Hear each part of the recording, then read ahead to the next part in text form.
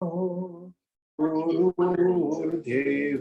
Maheshwaraha Gururev Param Brahma Tasmai Shri Gurave Namaha Chinmayam Vyapyat Sarvam Trilokyam Sacharacharam Tat Padam Darshitam Yena Tasmai Shri Gurave Namaha Tvameva Mata Cha Pita Tvameva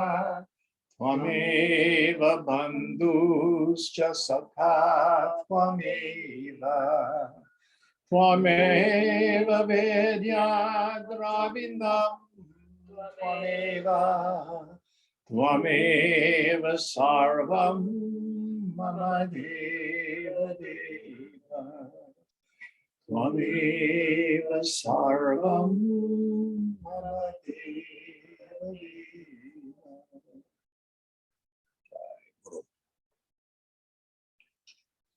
Om Sahana Bhavatu Sahana Bhunaktu Sahaviryam Karavavai Tejasvinabadhitamastu ma vidvishavahai. Om Shanti Shanti Shanti. Trevor, will you pull the string on the fan once? Thank you. Let me push the right button here. Yay, I did it. Okay. So if I don't recall the number of the shloka from last week, but I do remember that it was filled with metaphor. So Mark or someone, can you refresh our memory? We had started it and I want to start it over because it's got a lot of stuff in it. I think might have even been two together. I believe it's number 34 on page 783. 783 verse 34. Was that the one we started on? Yeah, that's where I have my bookmark too. Okay, let's do the whole thing. If you'll do the Sanskrit again, please. Sure.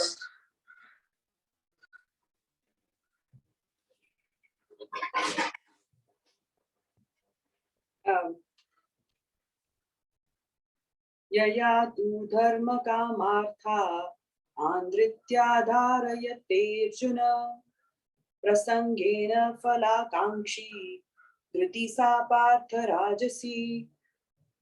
But the fortitude, O Arjuna, by which one holds to duty, pleasure and wealth, one of attachment and craving for the fruits of actions, that fortitude, O Partha, is rajasic.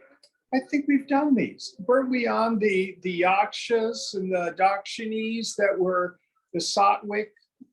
I think it's just another more nuanced exploration because there is a rajasic doer in verse 27. We've covered rajas. This is another repeat of rajas. Okay, I'm confused as to where we were. Anyway, read the English again because I spaced out.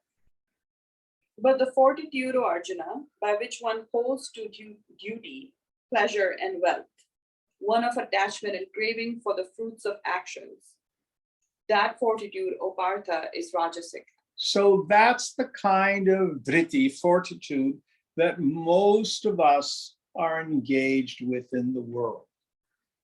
I'm Jim, the ego. And what I need to do is at least live a good life to the best of my ability, holding fast to Dharma. But also I want to acquire wealth. I want to accomplish my ambitions. I want to succeed at the game of life. This is Rajasic. Now, we even learn some yogic tools for this, the greatest of which is our understanding of sankalpa. Sankalpa.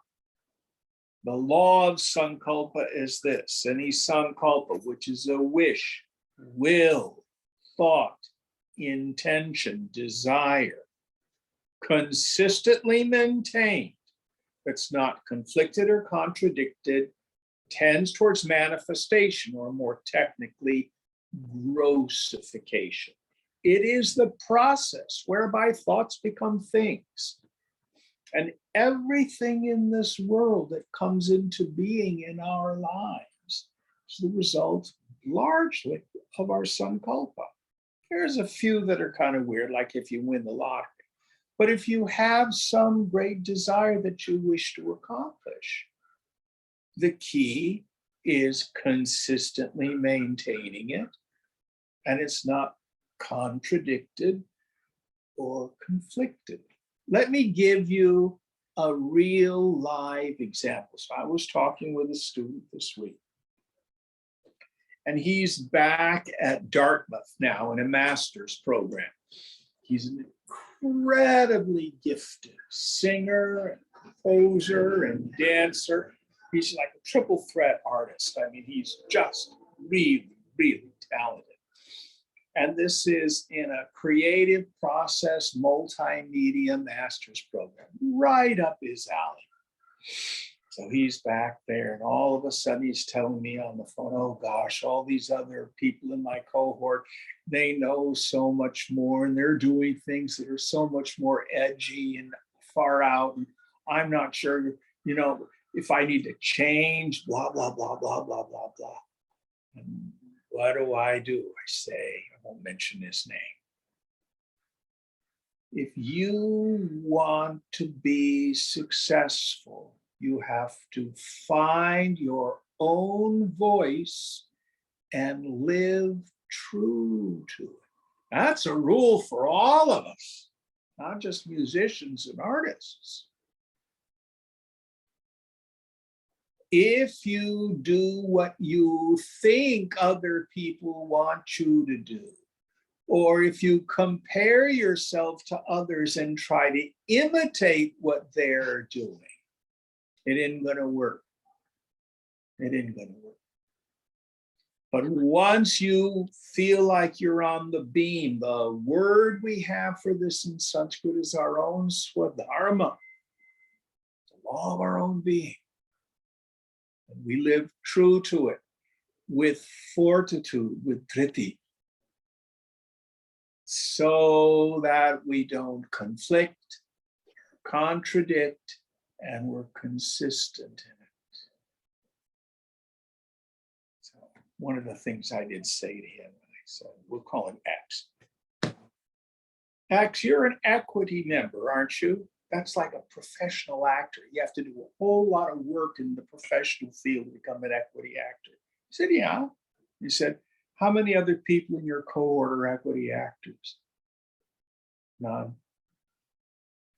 How many shows have you done where you've been a paid professional to sing, choreograph, or dance? Oh, just a ton of them. What about the other fellows in your cohort? How many of them have done? Oh, none of them. And so look at the facts. Stay consistent. Don't get contradicted or conflicted. Stay true. And then I said something to him. It's real tough. I said, the only time I've heard any of your music that it didn't feel like it was authentic was when it was very clear you were trying to make a pop sound, hoping it would sell. And it didn't sound authentic. It sounded imitative. I said, you're right. And that's just one field of human endeavor. But it could be with anything else. Follow your bliss, Joseph Campbell used to say. Now, this is Rajasic, but that's where most of us are. And we do this, but we renounce the attachment to the fruits of action, let go of the result. That's moving the mind from rajas to sattva. Any thoughts on this? It's very, very difficult for us to live authentically. Why? Well, Deepa, you can't do what Fang does because she's already taken. You can only be Deepa. And no one else at this time and at this place can do you. So comparing ourselves to others, competing with others, makes no difference, makes no sense. And we do not get reinforcement from this in the world. Shweta, are you online? Yes. So as an academic, I don't know if you've ever had the experience. You write a paper and you do some just really cutting edge research and stuff like that that's going against what the academy basically holds as standard belief systems. What do they tend to do?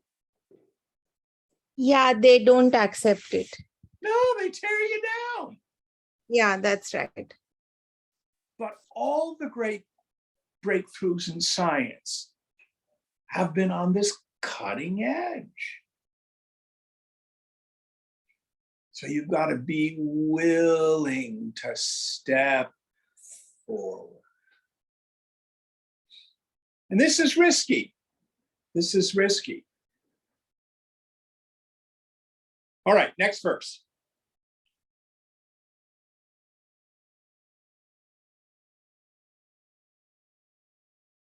Yaya swapnam bhayam shokam vishadam madameva cha na vimunchati durmedha dhriti sa partha tamasi.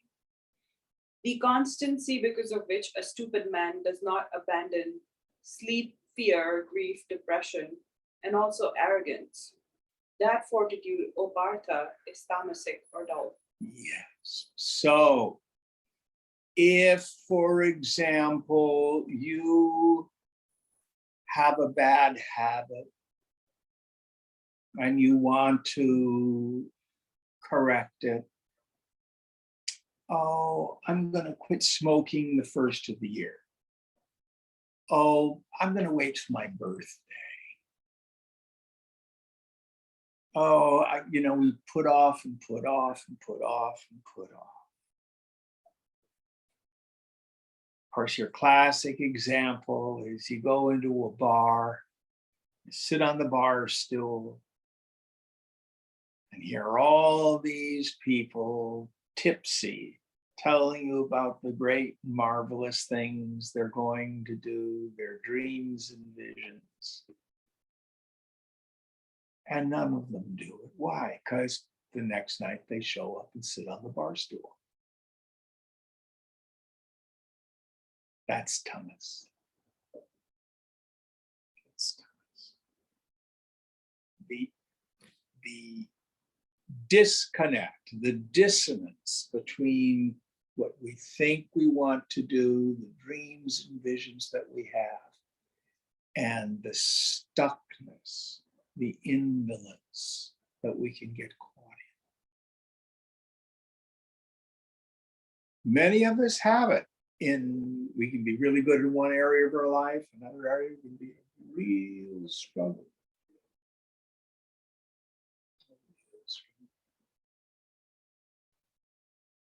So let me give you a key. Beating ourselves up is never an effective tool.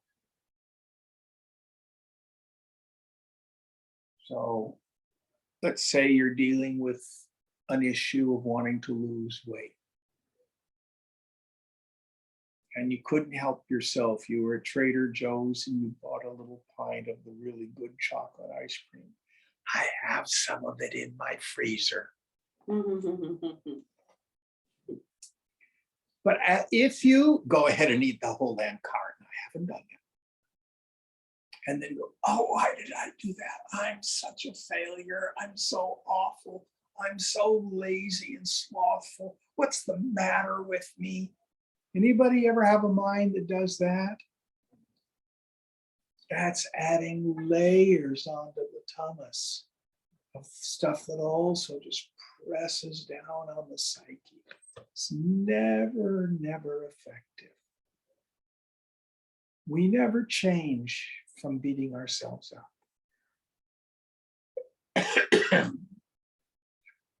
All right, enough on that. Next verse. I really do went and bought chocolate ice cream for the first time in over 2 years.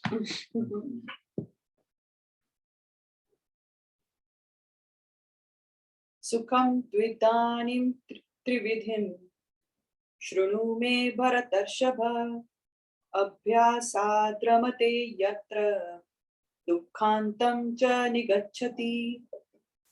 And now hear from me, O best among the Bharatas, of the threefold pleasure in which one rejoices by practice and surely comes to the end of pain.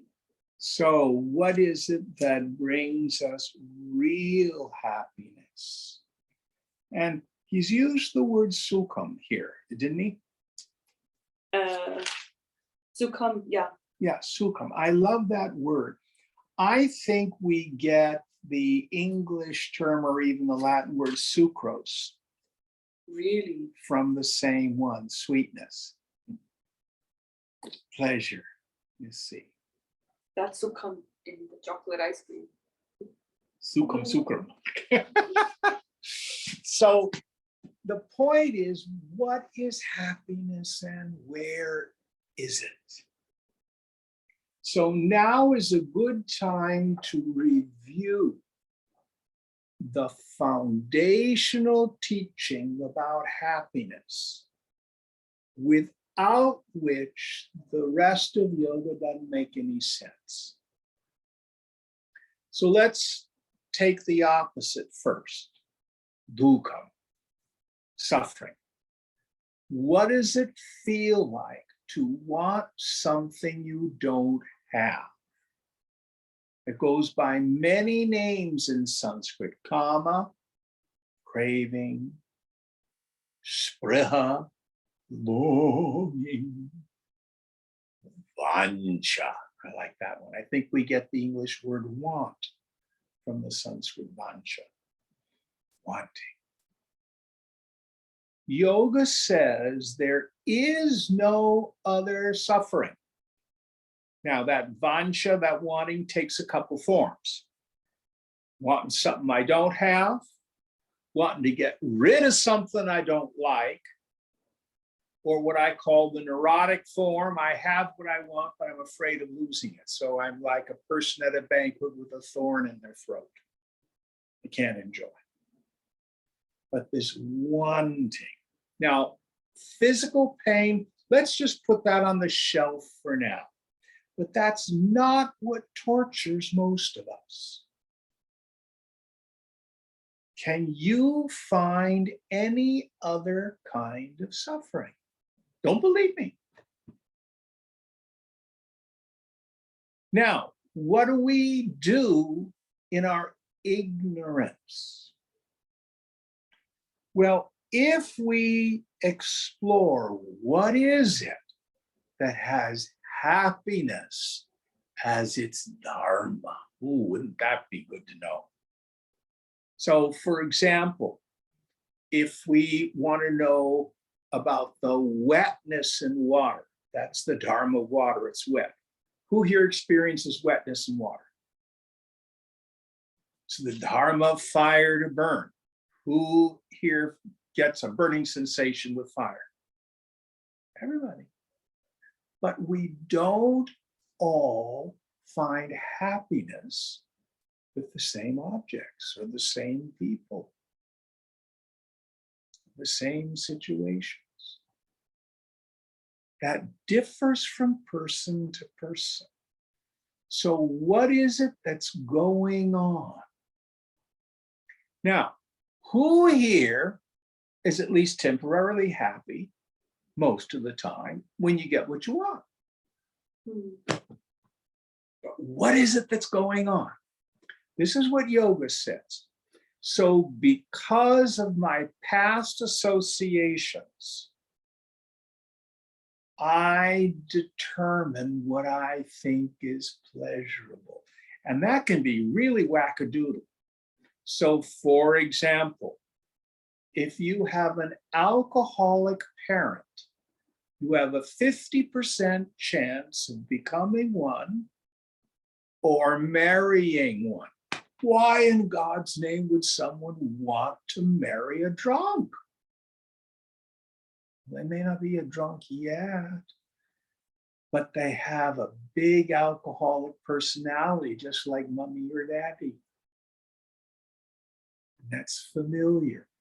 And we frequently interpret the familiar as good. Anybody here always end up with the bad boys or the bad girls? Won't ask where that one comes from, but it's familiar. It's familiar. It's exciting, a little mysterious, kind of naughty. So what happens, whatever person, place, thing, or situation that I decide is going to give me pleasure, it's out here. Other than me, the first step, we'll use the stone here as a metaphor. I call it the widget. Priya. Priya means dear. I determine what's dear to me. I want to marry a lawyer. I want to marry a football hero. I want to marry a dancer. I want to marry a doctor with a lot of money. I determine what's dear to me. Then I engage in the process of trying to become proximate to my object of desire. I go on Tinder or Grindr. I go to the local dance club. I get an advanced degree. I invest in this or that. I buy it, I create it, I build it, I marry it, I seduce it, whatever it is. And that's called moda. When I endeavor to become proximate to the object of desire. And if I've been successful, when desire and object of desire become one. Oh, yeah. The point of pleasure. It's called pramoda. And then what do? I go, that really did it. Give me some more of that. So I make a second date. I buy some more of the stock. I get another whatever, this, that, and the other thing. I want to repeat the experience. Now, the problem with this is the world keeps moving and changing. And my mind keeps moving and changing. Same fella I went on a date with last week, this week bores me. What happened? Or this gal I went on a date with, she was so attentive, she was so affirming. And this week, oh, she's clingy. So my mind is going in a circle and the world is going in a circle. And this is what happens. Where is it? Where is it? Then every once in a while, wham, I get what I want. And I keep working and I keep struggling. more, more, more, more. I like to say, with life, first I bring out the flowers to get what I want. And if that doesn't work, I get the baseball bat out. And if that doesn't work, well, then I bring the flowers out again. Trying to get what I want, to repeat those experiences. And the more I want it, and the further away it seems to be, the more painful it is. Now, yoga invites us to look at what happens to the mind, both when I'm suffering. It's the vancha, it's the spriha, it's the kama that hurts. And what happens when I get what I want? For a moment, my mind ceases its craving. You eat the pizza, oh, golly, that's good pizza.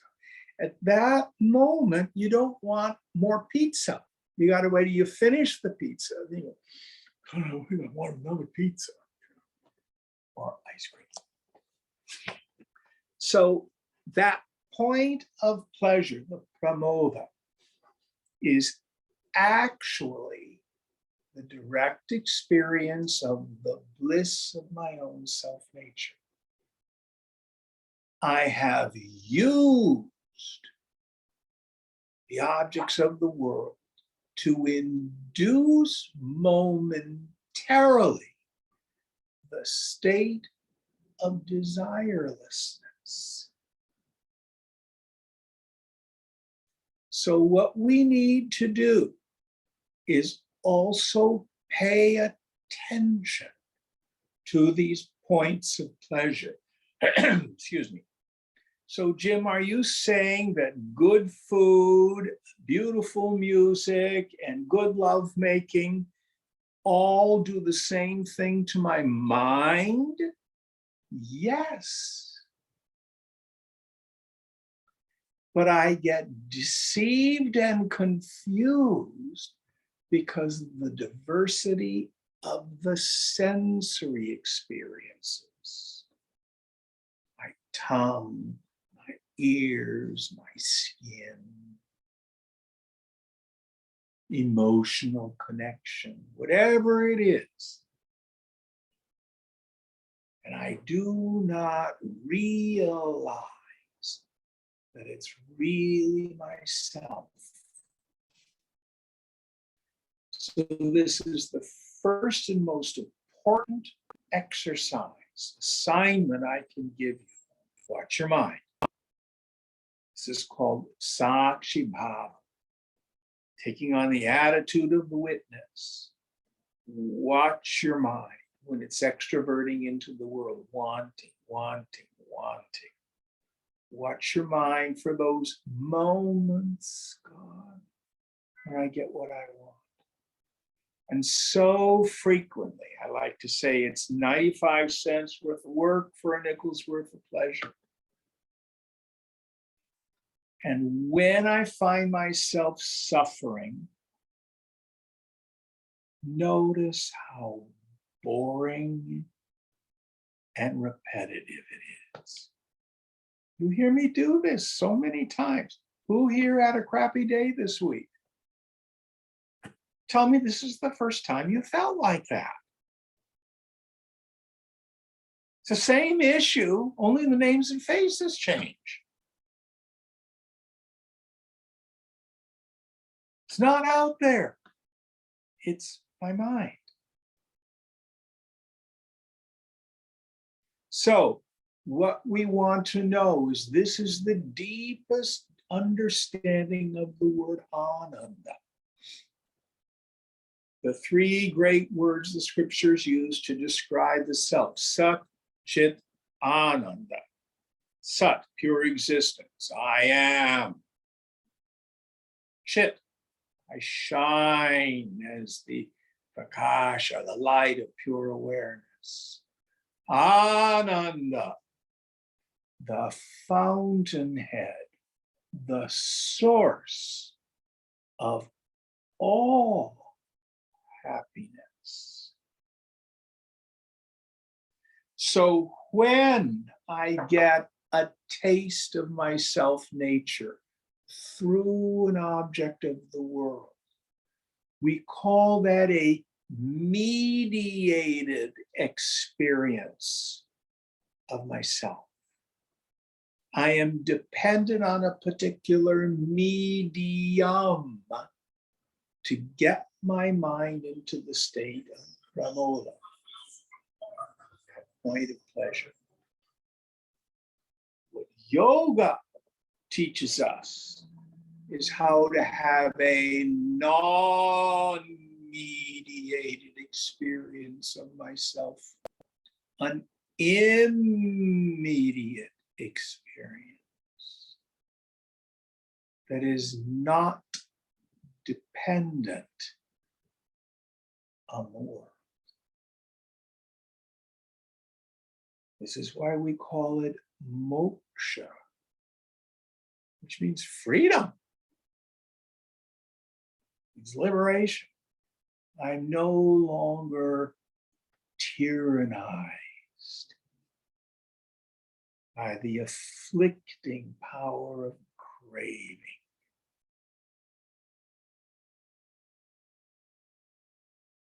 This whole understanding is foundational.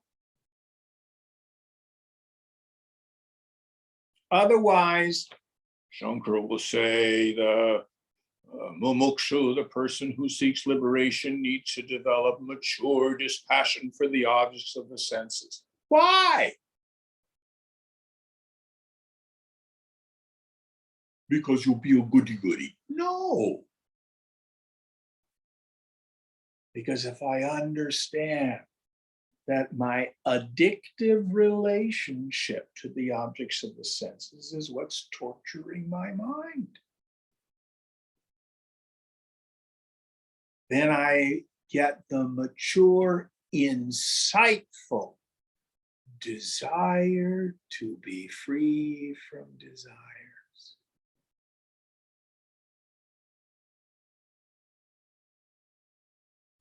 Any thoughts on this?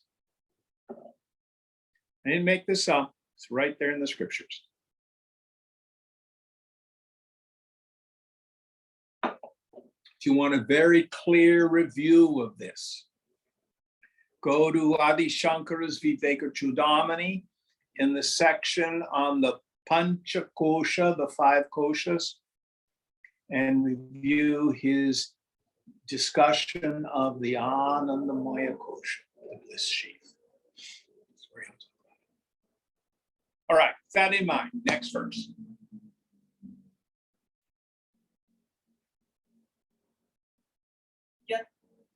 Yattadagre vishimniva pariname mrutopamam tatsukam satvikam prokta matma buddhi prasadajam.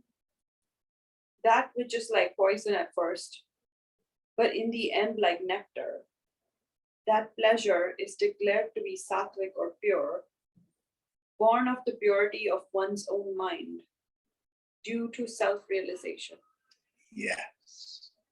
So in the end, all our scriptures say we have to develop mature vairagya, that desire to give up all attachment to enjoyments gained through sense objects and to any form of self, starting from the body up to and including the form of Brahma, the creator, is termed vairagya.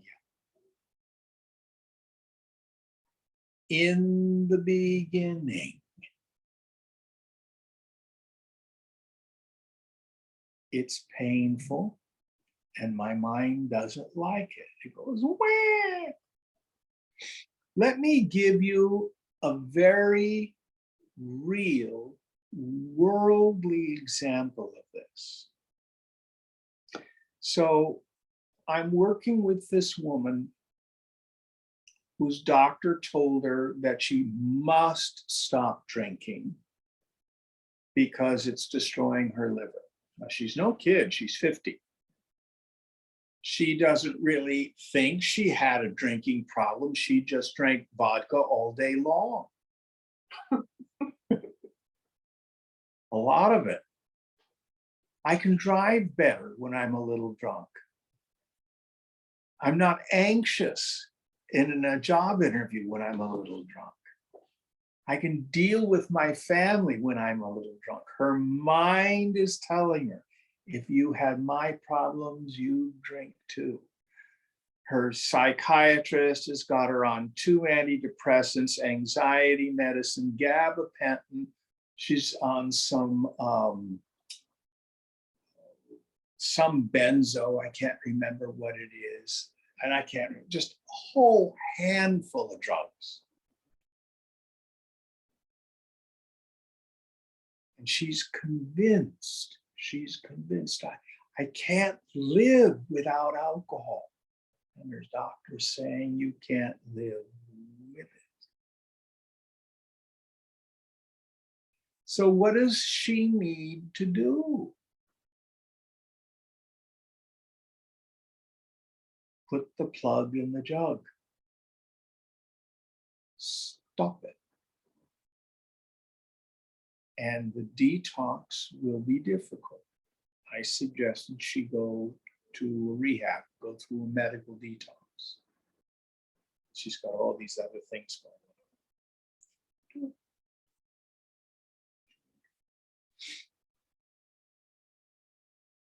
Giving it up seems like poison to her, painful and scary. But the freedom that would be available to her if she could quit drinking.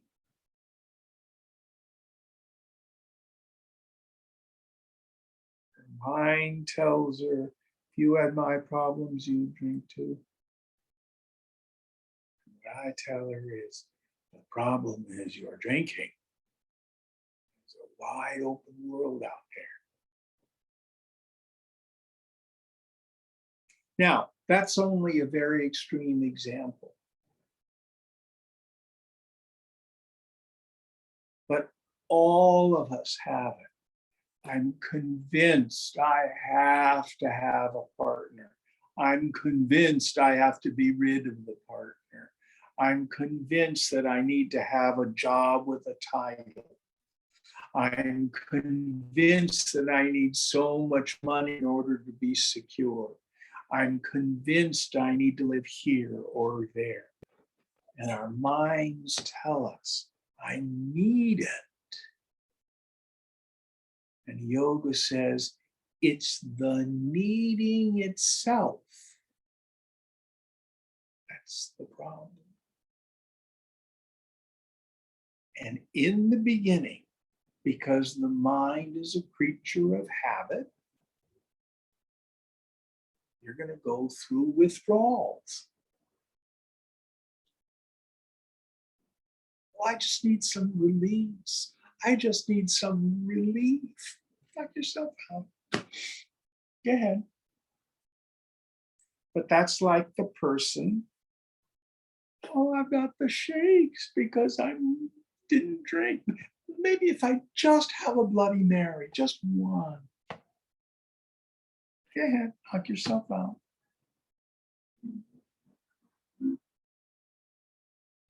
Then another and another. Then the problem is never solved. So, how does an alcoholic develop the desire to stop drinking? Through a clear understanding of the hopelessness of their condition. How do you and I develop the yoga balam, the power, the strength of yoga, to begin to practice vairagya through insight?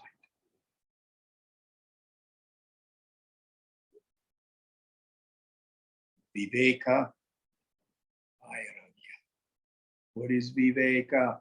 That clear understanding in the intellect that Brahman, meaning yourself alone, is real.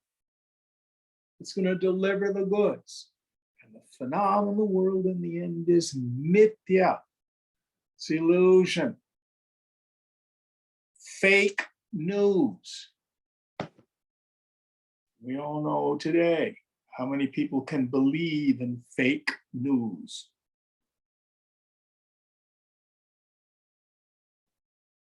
What's the commercial? I think it's a Lincoln commercial. There's all this chaos going around. The woman gets into the Lincoln and shuts the door, and there's pretty Baroque music going on. Ah, this will give me peace. Just get in your Lincoln and drive. You seen that commercial? It's crazy. It's crazy. St. Augustine says, "Thou hast made us for thyself, O Lord, and our heart is restless until it finds its rest in thee." It's saying the same thing. And it's not easy. It's not easy breaking our addictive relation with the people, places, things of this world.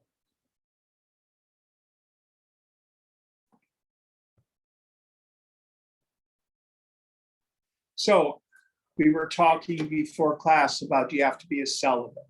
No. But if you want self-realization, you may need to go through a period, most likely must go through a period where you can know you can do without sex for the rest of eternity. And when you're clear about that, then you do as you will. But as long as you have an addictive relationship with it, that's something to give up. But probably not right away. A whole lot of other things to give up first.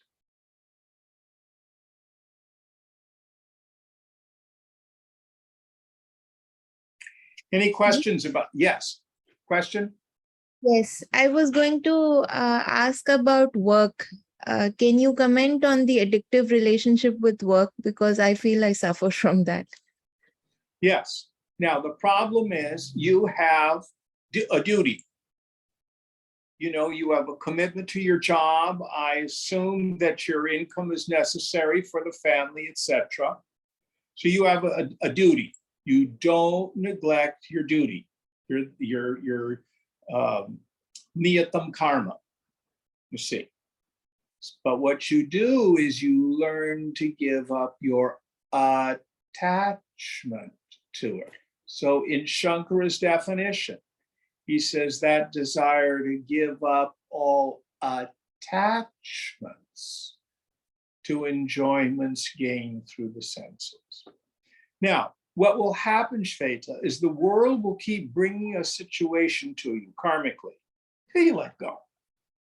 So whatever got you upset this week, tell me this is the first time you've had this feeling. And it's going to keep returning until you're at least neutral with it. You could quit your job at this university and go get a job at another school. And I tell you, it'll come back because it's not out there. Did that make sense? Yes, I understand that. Yes. It's not easy. And in the beginning, it's like poison. It hurts. We grieve. Let it go, let it go, let it go, and do your duty.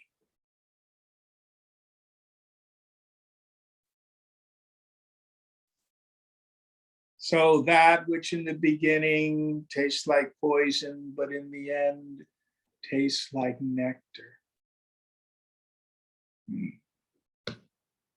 That's the good stuff. Meaning the fruit of mature renunciation. Next verse. Jim, sir, I have a question. Yes, ma'am. You said, you need a partner, or you feel like you need to get rid of a partner, etc. But what if, for example, you are with someone who's like, say, like emotionally or verbally abusive or something? I mean, you do need to get rid of certain types of partners, right? You get to decide that. I mean, is this the first emotionally or abusive person you've been involved with? This is a hypothetical question. Well, those usually don't work. Period. I mean, really, please, all of you listen very carefully. Asking me hypothetical questions is usually not fruitful. Ask me real questions. Okay, so let's say I dated people who are narcissists. Yeah. Now, was that plural? Yes.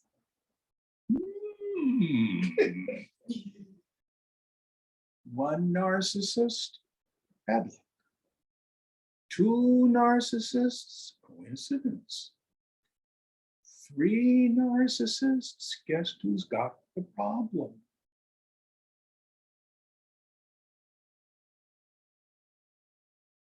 What is it in you that gets pleasure out of being with narcissists?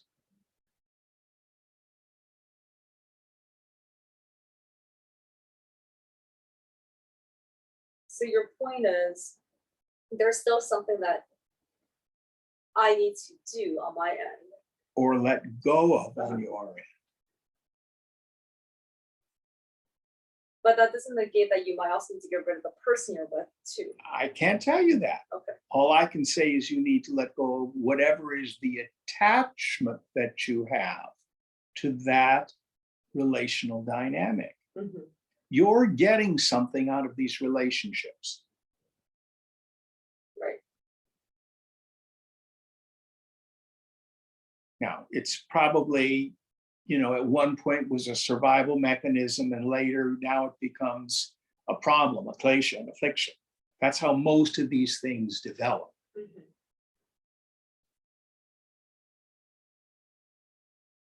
But always you bring it back. It's not the narcissistic person I'm dating, something in me. And you can be in that relationship. And if you can change whatever it is. Now, I don't know. I've not been there as a fly on the wall on your dates. But is there something in you that feeds guys' egos? Do you get power or control? Or do you feel safe if you're always stroking some guy's ego? But what I would recommend is next time you're with that person, you'll be very clear and centered and don't participate in, I don't know, what do you call a person who's involved with narcissists? A sucker. Well, but you know what I mean. Usually an empath. What? Usually empaths get involved in narcissism. Well, but there are people who can be empathic who don't get involved with narcissists. It's called traumatized people, Jim.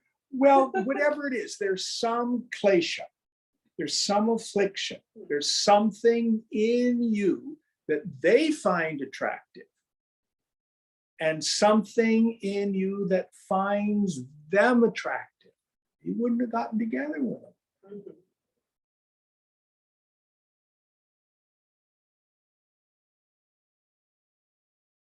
But you can figure that out.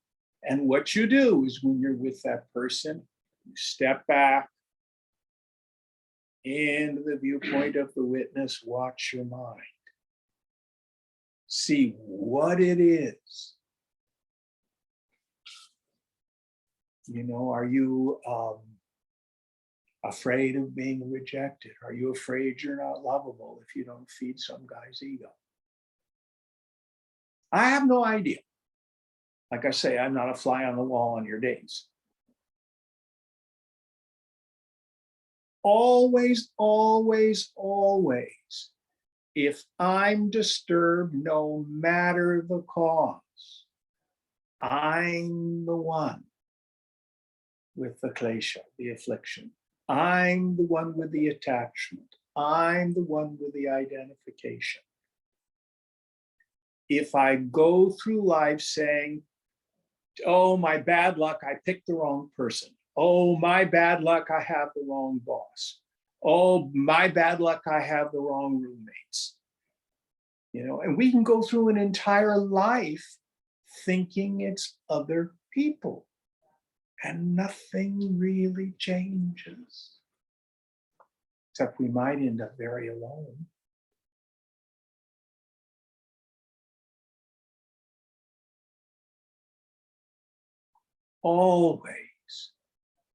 Always, if I'm disturbed, I'm the one with the issue. Bas, no exceptions to that.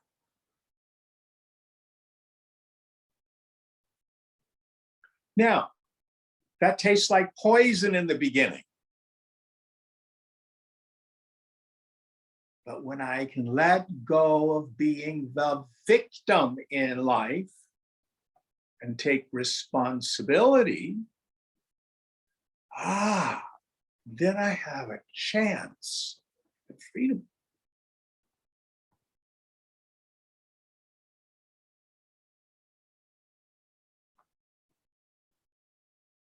Very good question.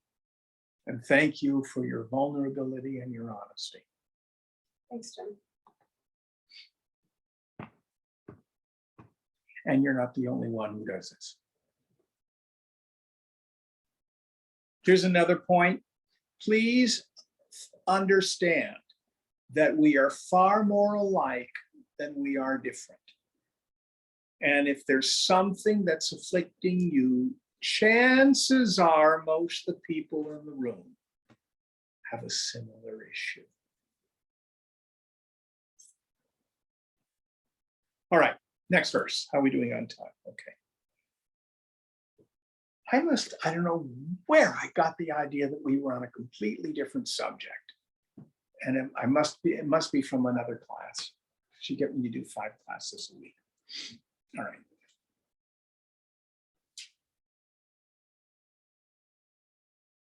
Vishayendriya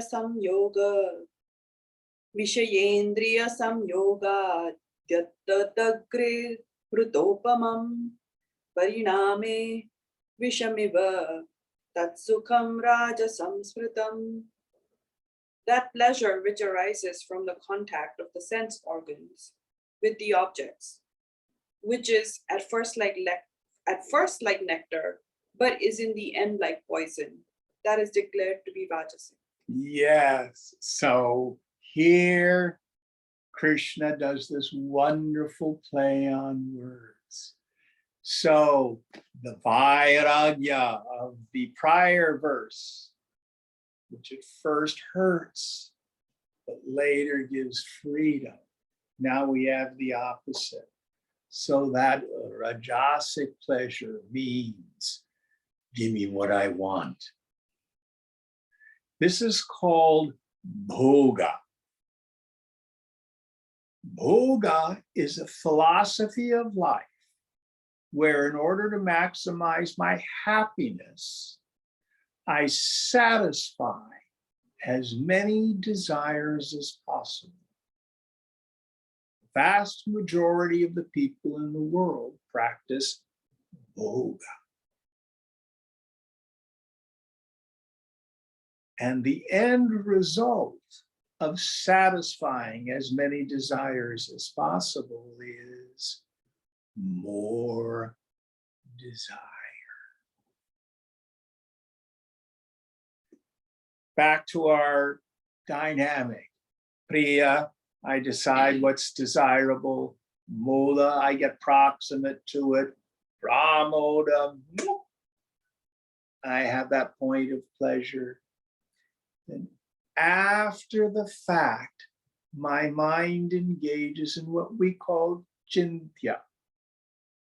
In Hindi, it means worry. In Sanskrit, it's after the fact rumination over something. Oh, that was a really great widget. Man, I want to do that again. that leaves a vasana in the mind, in the unconscious, so that at a later time, it sprouts. First as just discontent, restlessness. Who here's ever had the experience you go to sit down in meditation and you're just squirming? Your mind's active. Blah, blah, blah, blah, blah. You get frustrated and you get up. Who's had that experience? That's called vasana pressure. That's what's causing it. You're being tickled by the millions and millions of vasanas. Where do they come from? Indiscriminate revelry in the past with the objects of the senses. So, you get the ice cream. The ice cream. Bola. Oh, that's so good. Eat all the ice cream. I want more ice cream. It's not 10 o'clock yet. I can still make it down to Whole Foods.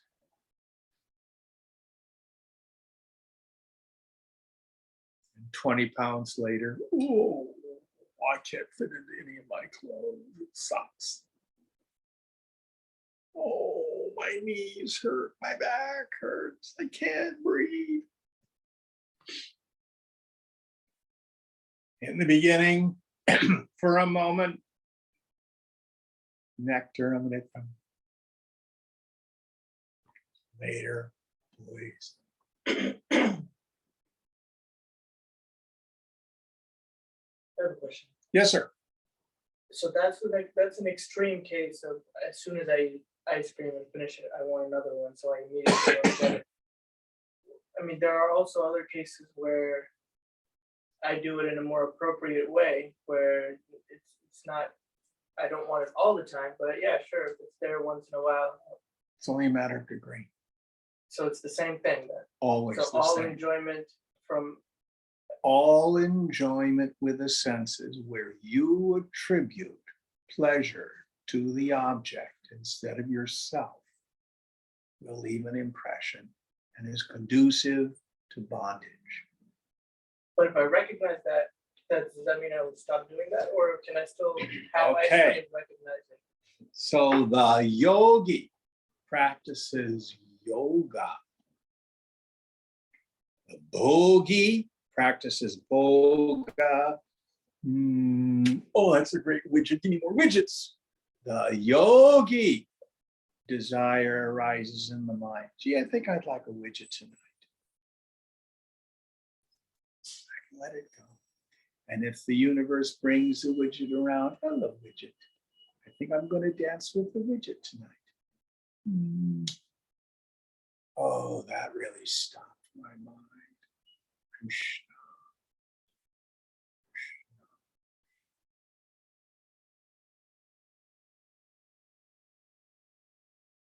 But she knows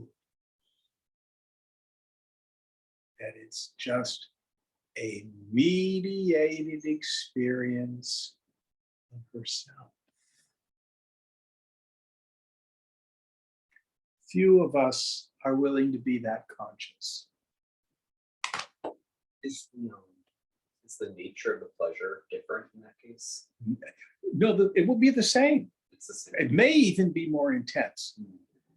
Because, once you get on that road to self-absorption, goodbye object, just emerge into the self.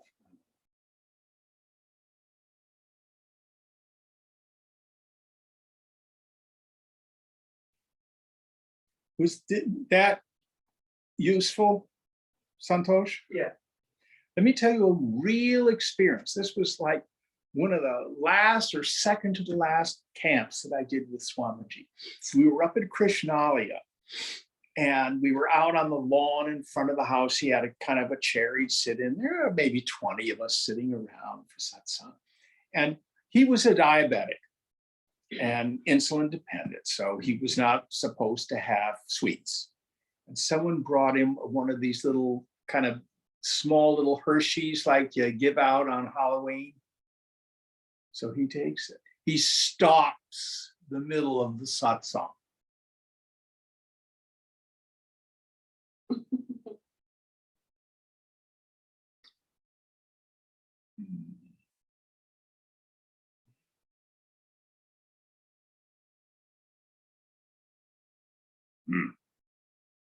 And goes on with the satsang. If he was going to enjoy, he was going to do nothing else but enjoy. He's going to be unconscious. You know, you're watching TV.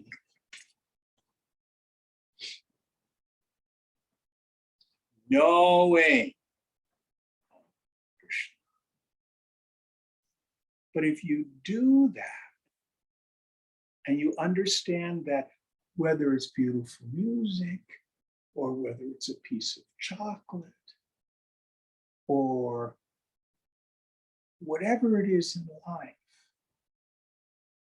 it leaves no impression. It doesn't make you compulsively wanting to repeat the event.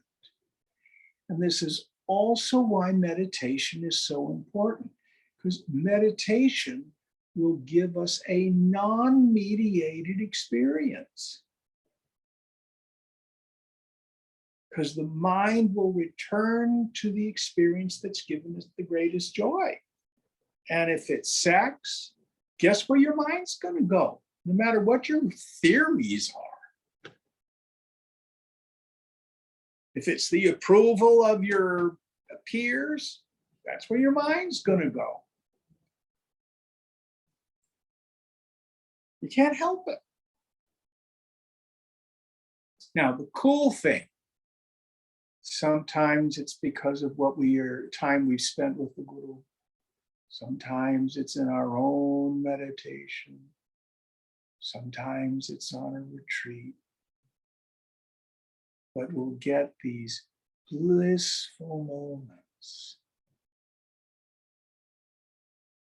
Our mind is super quiet. We know it's Brahman, it's myself. But we can't hold on to it. But the same passion that drove us addictively into the world now drives us with greater and greater intensity towards the self. It's the same engine. It's called raga when it goes into the world. It's called bhakti when it goes inside.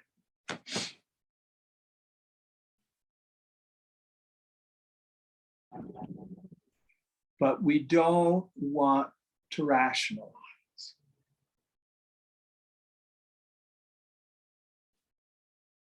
We'll talk about this a little more after class if you wish.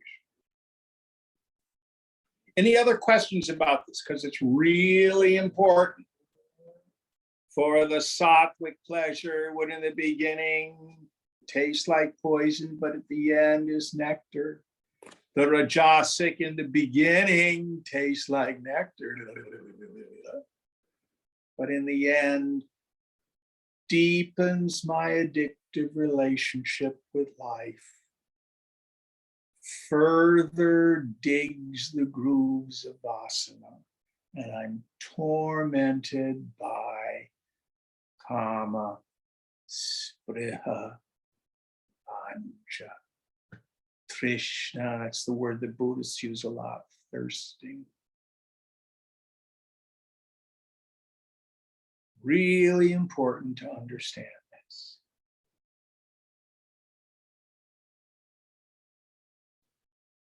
All right, one more. The tamasic one.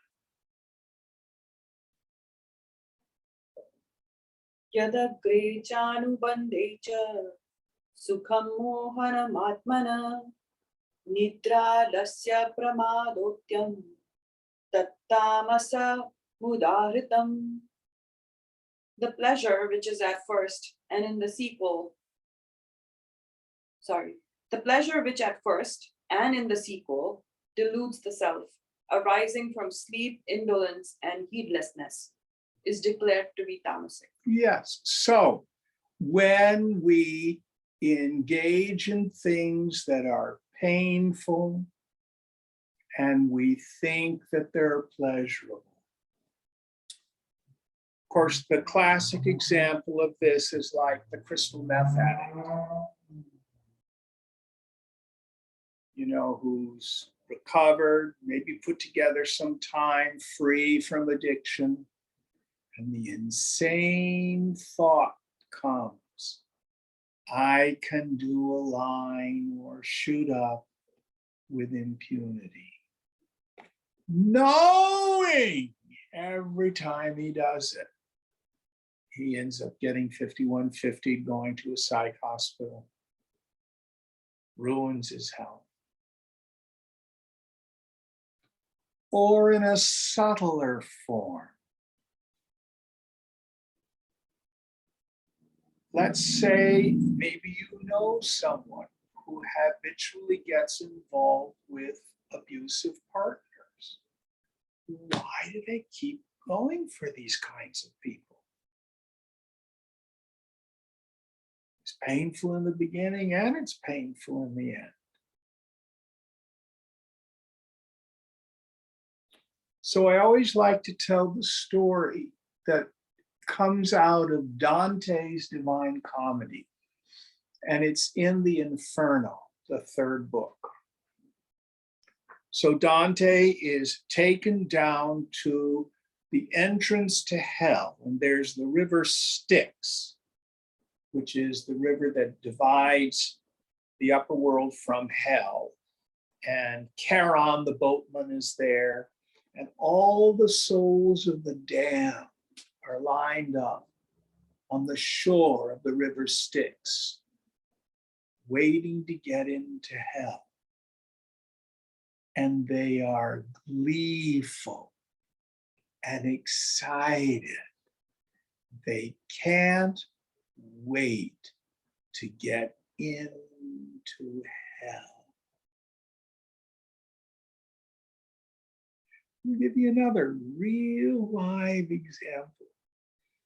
I have a dear friend, he's in his late 60s, and he spent 6 years in prison for bank robbery when he was very young.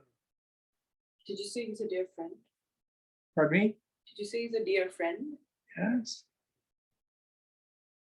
You don't know. No, I mean like. Good someone- friend, yeah. I mean, he's a very wise man now. This was when he was very young. But he was drinking and using and got into a bunch of people with really, really low-life people. Convinced I'm smarter than anybody else. I can rob a bank and get away with it. What's the success rate that the FBI has in catching bank robbers? I think it's like 98% or higher. Nobody gets away with bank robbery. You know, grand larceny with billions of dollars, yeah.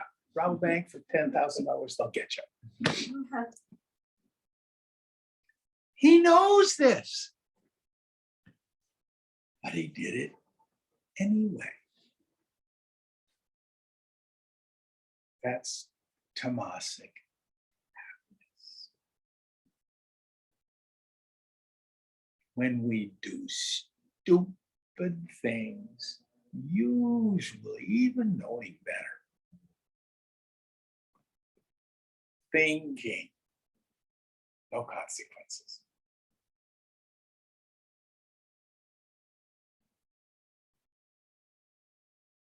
So it doesn't bring any pleasure in the beginning, and it doesn't bring any pleasure in the end. It sucks in the beginning and it sucks in the end.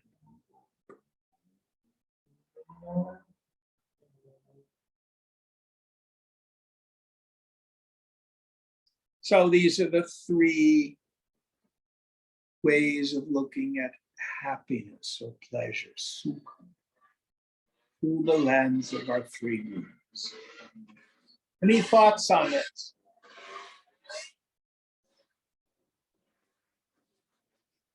All right, good place to stop. Om Purnamada Purnamidam Purnat Purnamudachyate Purnasya Purnamadhaya Purnameva Vashishyate. Om Shanti Shanti Shanti. Hari Om Sri Guru Pyo Namaha. Hari Om. Thank you all. Thank you, Jim. You.